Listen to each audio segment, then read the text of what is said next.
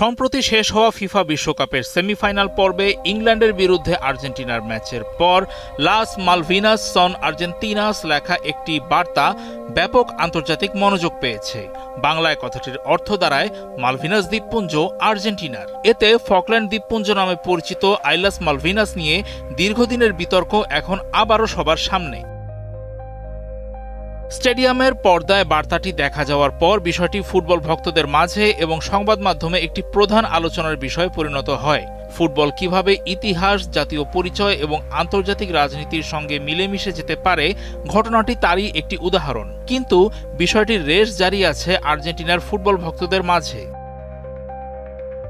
যুক্তরাষ্ট্রের জর্জিয়া অঙ্গরাজ্যের আটলান্টায় গত 15 জুলাই ইংল্যান্ডকে হারিয়ে আর্জেন্টিনার খেলোয়াড়রা যে ব্যানারটি তুলে ধরেছিলেন, বুয়েন্স আইরেসের একটি প্রিন্টিং প্রেস ঠিক একই ফন্ট ও ডিজাইন ব্যবহার করে বিনামূল্যে সমর্থকদের পোশাকে সেই বার্তাটি ছাপিয়ে দেওয়ার উদ্যোগ নিয়েছে। বিশ্বকাপের সেমিফাইনালে বার্তাটি প্রদর্শনের পর থেকেই তারা এই সার্বভৌমত্বের দাবি প্রচার করে আসছে। সংবাদ মাধ্যম রয়টার্সের একটি ছবিতে দেখা যায়, স্টেডিয়ামের প্রথম সারিতে থাকা ভক্তরা উদযাপনের সময় একটি সাদা রঙের হাতে তৈরি মতো দেখতে ব্যানার ওড়াচ্ছিলেন। আর্জেন্টাইন সংবাদপত্র ক্লারিনের মতে মিডফিল্ডার জিওভানি লো সেলসো ভক্তদের কাছ থেকে ব্যানারটি চেয়ে নেন। পরবর্তীতে যুক্তরাজ্য ফিফাকে বিষয়টি তদন্ত করার জন্য তাগিদ দিয়েছে। দক্ষিণ আটলান্টিক মহাসাগরের মাঝে ছোট 778টি দ্বীপের সমষ্টি আলোচিত ফকল্যান্ড দ্বীপপুঞ্জ। সেগুলোর মধ্যে সবচেয়ে বড় দুটোর নাম পূর্ব এবং পশ্চিম ফকল্যান্ড। ওই দ্বীপপুঞ্জের মোট আকার মাত্র 4700 বর্গমাইল। দক্ষিণ আটলান্টিক মহাসাগরে অবস্থিত ব্রিটিশ শাসিত এই ভূখণ্ডটি দুই দেশের সম্পর্কের মধ্যে দীর্ঘদিনের এক পুরনো ক্ষত। স্থানটি ব্রিটিশদের কাছে ফকল্যান্ড এবং আর্জেন্টাইনদের কাছে মালভিনাস নামে পরিচিত। এমন ছোট একটা সাদামাটা দ্বীপ নিয়ে ইংল্যান্ডের সঙ্গে আর্জেন্টিনার যুদ্ধ হয়েছিল, এমন ভাবাটা কষ্টকর, কিন্তু সত্য তো কল্পনার চেয়েও বিস্ময়কর।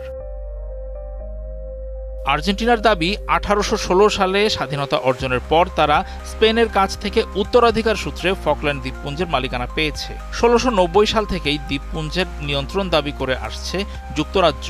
দ্বীপপুঞ্জটি কখনো ফরাসিদের হাতে, কখনো ব্রিটিশদের হাতে, কখনো স্প্যানিশদের হাতে, আবার কখনো আর্জেন্টিনার হাতে ছিল। এমনকি যুক্তরাষ্ট্র 2 মাস দ্বীপপুঞ্জটি দখলে রেখেছিল। কিন্তু 1833 সাল থেকে আর্জেন্টিনা আর যুক্তরাজ্যের মধ্যে এই ফকল্যান্ড নিয়ে বিরোধ চরম রূপ নেয়।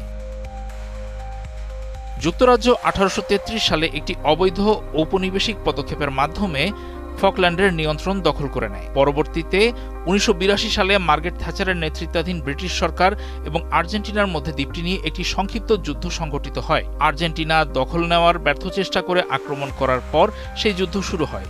ওই যুদ্ধে 649 জন আর্জেন্টাইন এবং 255 জন ব্রিটিশ সেনা নিহত হন। হেলিকপ্টার ও সাবমেরিন ধ্বংস এবং জাহাজডুবির মতো ঘটনাও ঘটেছিল।